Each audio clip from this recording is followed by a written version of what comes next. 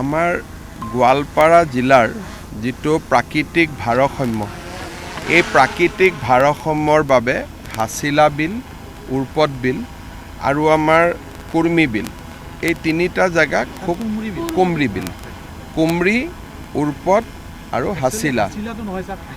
হাহিলা ঠিক আছে, নামটো হাহিলাই কৰি দিম যদি আগত ৰেকৰ্ডত ঠিক আছে।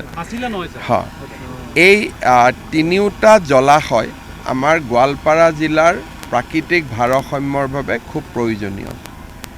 আমি ৰাজ্যৰ কেবিনেটে আমাৰ হাছিলা বিল আৰু উৰ্পদ বিলৰ এটা এৰিয়াটোক আমি বনাঞ্চললৈ ৰূপান্তৰ কৰাৰ বাবে ইতিমধ্যে প্ৰাৰম্ভিক কাম আৰম্ভ কৰিছোঁ।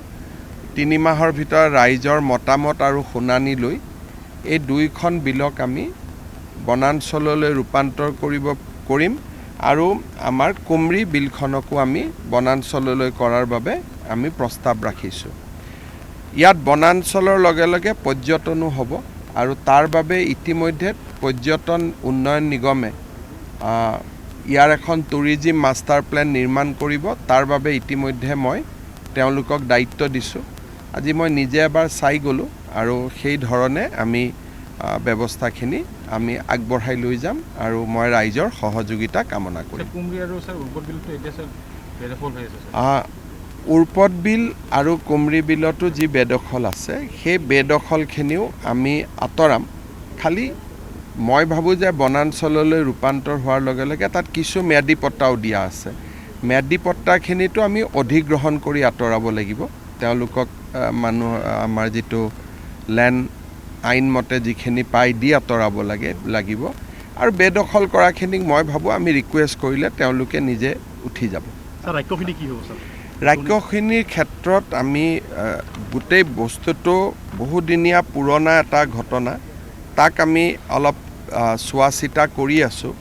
কাৰণ তাত নতুনকৈ মানুহ আহিছে আৰু বহু বছৰ পুৰণা বহি থকাও মানুহ আছে।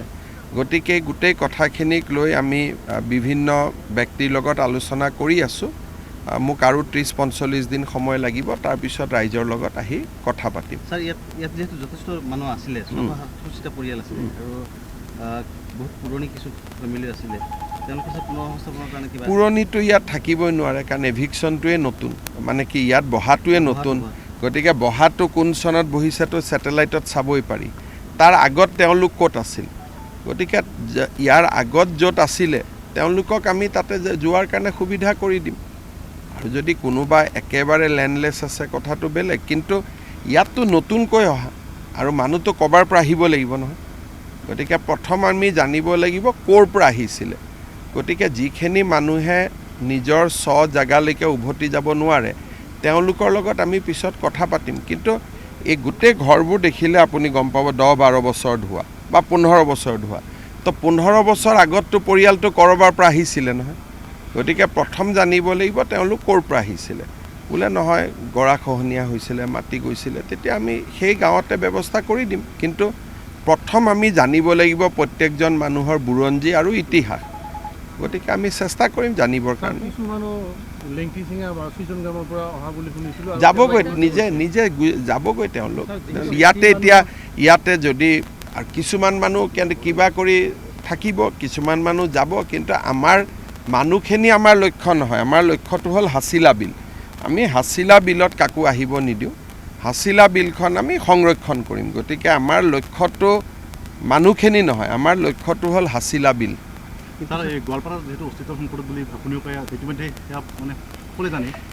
চাওক, প্ৰথমবাৰৰ বাবে আমি চেষ্টা কৰিছোঁ যে গোৱালপাৰা জিলাৰ যি ক্ষতি হ'ল সেই ক্ষতিবোৰ কিছু হ'লেও পূৰণ কৰাৰ কাৰণে।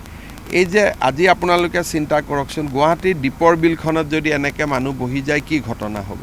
গতিকে এইটো গোৱালপাৰা জিলাৰ ভালৰ কাৰণে, প্ৰাকৃতিক ভাৰসাম্যৰ কাৰণে এইবিলাক কৰা হৈছে। এতিয়া ৰাইজে সহযোগিতা কৰি থাকিলে লাহে লাহে আমি পৰ্যায়ক্ৰমে কৰি গৈ থাকিম। আৰু আমাৰ উদ্দেশ্যটো মানুহ নহয়, আমাৰ উদ্দেশ্যটো হ'ল মানুহক জীয়াই থকাৰ বাবে যিখিনি প্ৰয়োজন। আজি যদি গুৱাহাটীতে আমি যদি শিলখাকু বিলখন আগৰ পৰাই ৰাখিব পাৰিলোহেঁতেন, কেতিয়াও গুৱাহাটীত আধা পানী শিলখাকুৱে লৈ ল'লেহেঁতেন। গতিকে এইবোৰ আমাৰ একোটা সময়ত আমাৰ ব্যৰ্থতা। মানুহ যিখিনি আহিছে মই মানুহখিনিক দুখ নিদিওঁ কোনোবা ৰাজনীতি কৰা মানুহে মাতি আনিছে ভোটৰ কাৰণে গতিকে মানুহখিনিক বেয়া পাই লাভ নাই কোনোবা ৰাজনীতি কৰা মানুহে মাতি আনিছে ৰাস্তা বনাই দিছে জল জীৱন মিছনৰ আঁচনি দিছে লাইট দিছে দুখীয়া মানুহ ভাবিছে এইটো সঁচা গতিকে মানুহখিনিৰ লগতো দুখ কৰি লাভ নাই আমাৰ কাম হ'ল যে আমি এই বিল 3খন বচাব লাগে চৰকাৰৰ ধনতে অপচয় হৈছে যেহেতু খুব বেছিকৈ অপচয় হৈছে এতিয়া নিয়মতে MLA সকলক ধৰিবই লাগে আকৌ MLA সকলে নিজেও চৰকাৰী মাটিত ইটাৰ ভাটা বনাই বহি আছে নহয় গতিকে তেওঁলোকৰো আৰু সময় হ'বতো লাগে নিয়মতে হয় নহয় আমাৰ MLA নিজে আকৌ ইটাৰ ভাটা বনাই বহি আছে MLA এগৰাকী যদি ইটাৰ ভাটা বনাই নিশ্চয় আপুনি ছাৰ পদক্ষেপ ল'ব না আপোনালোকৰ লগত পাতিম মই কথাটো আপোনালোকৰ পৰাই গম পাইছোঁ যে মোলৈকে অহা অভিযোগটো সঁচা গতিকে এইটো আলোচনা কৰিম আকৌ হ'ব চাওক লাহে লাহে আপোনালোকে দেখিছে যে প্ৰথমবাৰ আমি কিছু ব্যৱস্থা হাতত লৈছোঁ বহু কথা উচ্ছেদ কৰি হ'ব বহুত কথা মিঠা মাতেদিও হ'ব গতিকে যিহেতু গোৱালপাৰা জিলাৰ ওপৰত চৰকাৰে এটা দৃষ্টি আৰম্ভ কৰিছে মই ভাবোঁ বহুত সমস্যা নিজে নিজে সমাধান হৈ যাব বেদখলকাৰী আছে তেওঁলোকক কি ক'ব ছাৰ আপুনি মই বেদখলকাৰীসকলে মোক কিবা স্মাৰক পত্ৰ দিলে মই কথা পাতিম মুখ্যমন্ত্ৰীয়েতো চবৰ কথা শুনিব লাগিব মই মোৰ স্বভাৱে নহয় কাকো বেয়াকৈ এতিয়া অহা মানুহে বেদখলকাৰী বহি থকা মানুহ মোক গামোচা দিছে মই গামোচা লৈছোঁ মই কাৰো লগত বেয়া মাত মোক ভালো পাইতো মই এতিয়া যাওঁতে আপোনালোকে চাব মই আকৌ মাত দি যাম মোক বেয়া নাপায় কাৰণ তেওঁলোকে জানে যে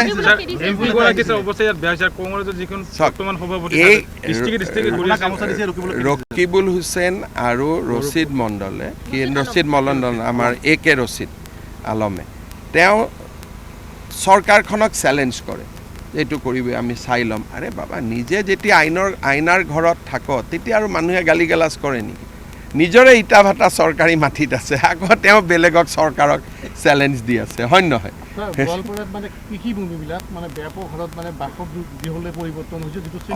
অলপমান ৰখক সেইবিলাকো চাই দিম আপোনালোকক মই অলপ নজৰ ৰাখিছোঁ লাহে লাহে ঠিক হৈ যাব গোৱালপাৰাত মেডিকেল কলেজ আহিব ৰাক্ষসিনী পাহাৰতো ডাঙৰ প্ৰজেক্ট আহিব লাহে লাহে জিলাখনৰ চেহেৰাটো বদলিব অলপ সময় দিয়ক